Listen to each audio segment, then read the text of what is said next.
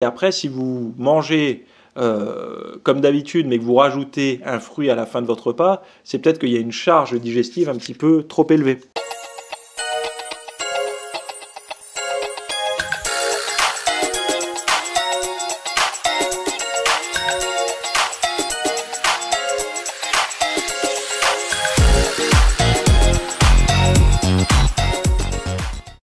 Salut à tous, nouvelle question-réponse aujourd'hui. Donc pour rappel, pour ceux qui arrivent, question-réponse c'est le jeudi à 18 h. Je réponds à une question qui a quelque chose à voir de près ou de loin avec le monde du fitness et de la musculation, de la nutrition, de la récupération et tout ça. Donc ce sont vos questions que vous me posez dans le formulaire anonyme qui se retrouve en description ou alors en commentaire. Également, donc j'ai un podcast qui sort tous les mardis à 8 h du matin, que vous retrouverez sur toutes les bonnes plateformes de podcast, y compris sur YouTube. Donc j'ai des playlists, tout est classé, hein, vous pouvez retrouver sur la chaîne, tout est bien rangé. Et vous avez également un extrait de cours d'une petite minute ou 2 minutes que je mets tous les dimanches, qui correspond à ce que j'ai sorti le dimanche sur mon site, qui sont des revues de presse scientifiques, de la vulgarisation scientifique de ce qui est sorti récemment. Lié au fitness, à la nutrition, à la musculation et tout, au niveau de la science, voilà, et de la recherche.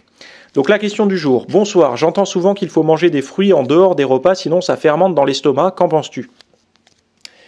Eh bien, qu'est-ce que j'en pense de ça? Moi, personnellement, je n'ai pas ressenti d'effet négatif avec ça. Le seul petit cas, et encore c'est pas tout le temps, mais ça peut arriver de temps en temps, merci, je laisse le micro un peu loin, ça va pas être agréable, le truc que j'ai déjà ressenti quelques fois, c'est par exemple le melon, en été, tu sais, tu fais un apéro au melon, parce que tu veux faire les choses un peu diète, et après derrière tu te fais une petite grillade. Donc en été souvent c'est ça, en tout cas moi je vis dans le sud de la France, le melon il est très présent, c'est souvent les melons que vous mangez chez vous, ils viennent à 5 km de chez moi, dans un village qui s'appelle Moguio, et en fait durant cette période, c'est vrai que parfois j'ai l'impression, quand je fais une grillade le midi avec mes potes le samedi ou le dimanche, de rôter du melon tout l'après-midi. Alors, je sais, c'est pas très glamour, mais c'est un peu ça, en fait, où on pourrait se dire, est-ce que cette idée de... Alors non, je dis des bêtises, excusez-moi. C'est pas quand je le prends en entrée, c'est quand je le prends en dessert. Parce que le melon peut être mangé en entrée ou en dessert. C'est quand je le prends en dessert qu'il y a ça. Donc on pourrait se dire, est-ce que c'est lié au fait que le fruit fermente sur le bol alimentaire, etc., au-dessus, dans l'estomac et tout ça? Moi, personnellement, j'en sais rien. Je sais qu'il y a un courant de pensée qui dit ça. Il y en a d'autres qui disent le contraire. Moi, je pense que ça peut être indépendant des individus. Il y a des individus qui ont une maigre capacité à bien digérer, à produire les acides et les bases comme il faut pour la digestion. D'autres qui n'ont aucun problème avec ça. Il y a certainement des types de fruits qui n'ont aucun problème à être digérés post-repas. Moi, personnellement... Là, en ce moment, quand je tourne la vidéo, on est en hiver, je mange des clémentines en fin de repas ou en fin de petit déjeuner, ça ne me pose aucun problème.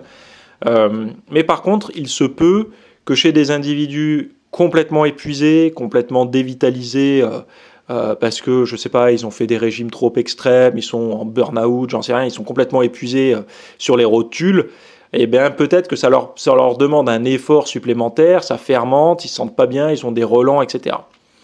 Et j'entendais aussi que la problématique, c'était qu'en fermentant, ça deviendrait du sucre et que ça poserait des problèmes. Je trouve que c'est un peu se compliquer la vie pour pas grand-chose, à partir du moment où on a une alimentation qui est plutôt équilibrée. Quand j'entends plutôt équilibrée, ça veut dire que le fruit, logiquement, il vient pas en supplément de son apport glucidique. C'est-à-dire que les fruits que vous consommez dans la journée, moi je les vois comme ça, si je décide d'acheter des fruits, par exemple en ce moment j'ai pas mal de clémentines, forcément je vais pas me gaver de glucides au repas comme d'habitude, même si je me gave jamais de glucides puisque j'ai plutôt un régime à basse quantité de glucides, mais quand même j'en ai, ça va compter là-dedans. C'est-à-dire que c'est un équilibre, ça ne vient pas s'ajouter, ça vient compléter mon apport, c'est-à-dire que, admettons, je vous dis vraiment un chiffre au hasard, si j'avais décidé de prendre 70 grammes de riz basmati, j'en aurais 60. C'est un détail, mais voilà, pour vous montrer si je mets un fruit en dessert.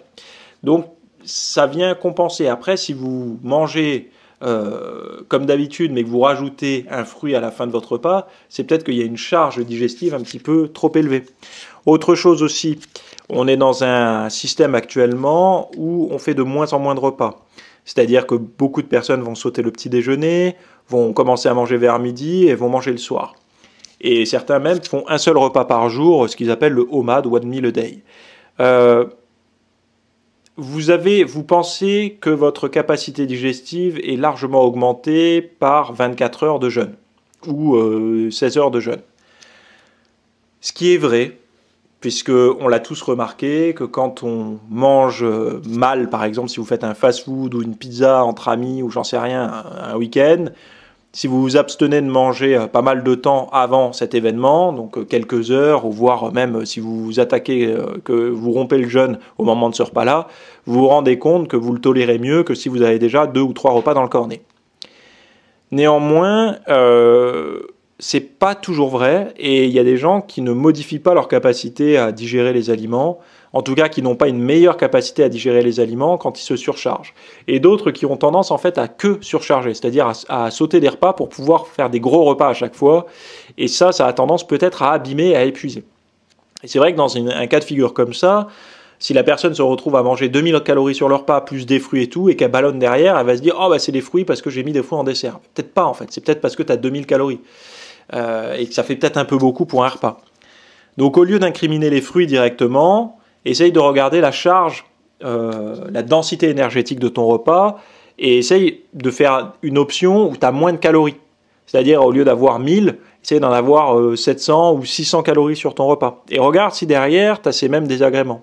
Parce que c'est vrai que là, toi, tu me poses une question sans me parler de problématiques que tu aurais toi, mais je sais que ça peut sous-entendre ça en fait. Et voilà. Après, les fruits, ça passe très bien en collation. Beaucoup en prennent, par exemple, avec leurs protéines. Enfin, voilà.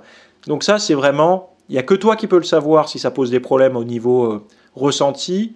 Mais après, au niveau physiologique, j'ai envie de te dire qu'on testerait 1000 personnes. Je ne dis pas qu'on trouverait 1000 différences, mais on en trouverait plusieurs. Quelques-unes. Des gens qui toléraient très bien, d'autres très mal. Parce que c'est un petit peu comme après l'entraînement. Il y en a qui peuvent manger immédiatement après l'entraînement. Il y en a d'autres qui ont une nausée pas possible, ils peuvent pas manger. Il y en a qui, s'ils mangent, ils vont tout de suite sur les toilettes parce qu'ils assimilent pas. Enfin voilà, on est différents. Et il faut l'accepter. Il faut se connaître surtout, apprendre à se connaître. C'est le but de mon espace VIP, hein, apprendre à se connaître. Je vous donne pas un programme tout fait. Je vous propose des solutions pour justement bien vous cerner, vous cartographier, afin de pouvoir être autonome le plus rapidement possible dans votre pratique de la muscu, de la diététique, etc. Donc voilà pour ma réponse à ta question. On se retrouvera la semaine prochaine. Et en attendant, abonnez-vous à la chaîne et posez votre question juste dessous. Cyril se sera occupé de mettre tous les liens.